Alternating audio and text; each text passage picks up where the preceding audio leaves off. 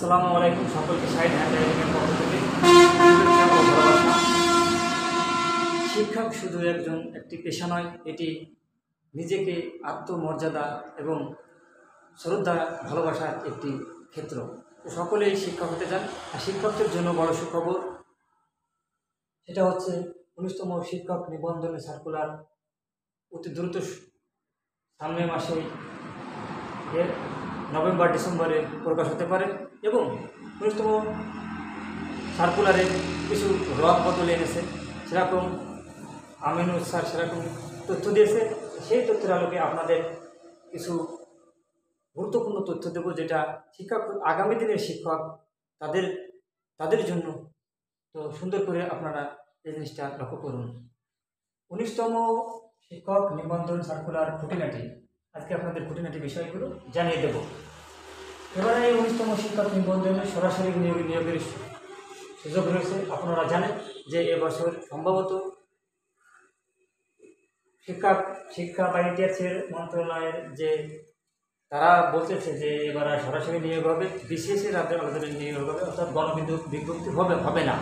তবে তোরা যদি বিশেষ প্রয়োজন মনে করে বিজ্ঞপ্তি দিতে পারে, অর্থাৎ যে কজন টিকাবে সেই কজন থেকে দ্রুত প্রক্রিয়াটা সম্পূর্ণ করবে এবং দ্রুত তাদের নিয়োগ দেবে।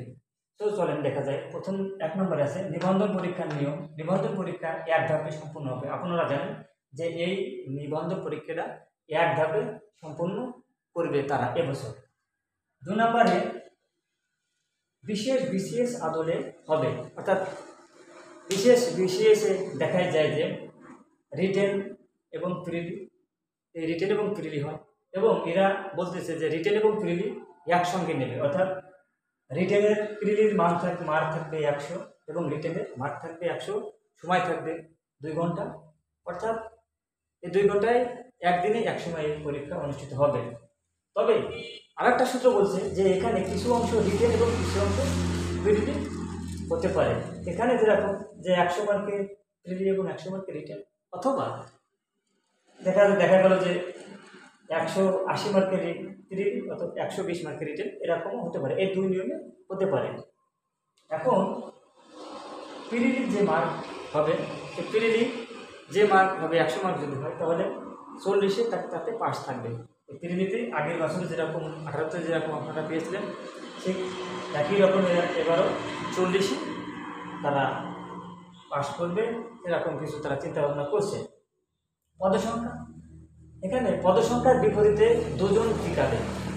একজন পদসংখ্যার বিপরীতে 2 জন টিকাবে। আমরা 18তম শিক্ষক নিবন্ধনে দেখেছি যে একজনের পরিবর্তে 3 জন টিকিয়েছে, অর্থাৎ এই 18তে 40,000 নিয়েছে, কিন্তু যে 1,10,000 টিকাইছে। কিন্তু এবছর দেখা যাচ্ছে যে তারা একটু ভিন্নতা, তারা একটু নতুনত্ব আনতে চাচ্ছে। এটা হচ্ছে একজনের বিপরীতে 2 জন টিকাবে, অর্থাৎ যদি ক্যান্ডিডেট সংখ্যা যদি 1 লক্ষ হয়, তাহলে যদি ক্যান্ডিডেট সংখ্যা যদি 50 মানে শূন্য পদ যদি 50,000 থাকে, শূন্য পদ যদি 50,000 থাকে, তাহলে ক্যান্ডিডেট সংখ্যা 1 লক্ষ টিকাবে, ক্যান্ডিডেট সংখ্যা 1 লক্ষ টিকাবে। এখানে আর একটা বিষয় আছে যে শূন্য পদের বিপরীতে 20% বেশি টিকাবে, অর্থাৎ যদি শূন্য পদ 50,000 থাকে, তাহলে 1 লক্ষ টিকাবে এমনি, আর 20% বেশি টিকাবে, অর্থাৎ 1,20,000 টিকাবে। তার কারণ হচ্ছে অনেক সময় দেখা যায় যে অনেকেই নিয়োগের সময় অনেক ভুল ভ্রান্তি করে, তাদের নিয়োগ দেওয়া হয় না, অনেকেই আবার চাকরি ছেড়ে চলে যায়, সে পদসংখ্যা খালি হয়ে যায়। এই সামগ্রিকভাবে চিন্তা করে তারা কী করছে যে পদসংখ্যা থেকে 20% বেশি টিকাবে। এই জন্য আপনাদের জন্য একটি সুখবর, আপনারা বেশি বেশি টিকতে পারবেন। আর একটা বিষয় আছে, সম্ভাব্য সার্কুলার নভেম্বর এবং ডিসেম্বরে, এই নভেম্বরে এবং এই ডিসেম্বরে, সামনে নভেম্বর এবং ডিসেম্বরে আপনাদের সেই কাঙ্ক্ষিত 19তম নিবন্ধনের সার্কুলার হতে পারে।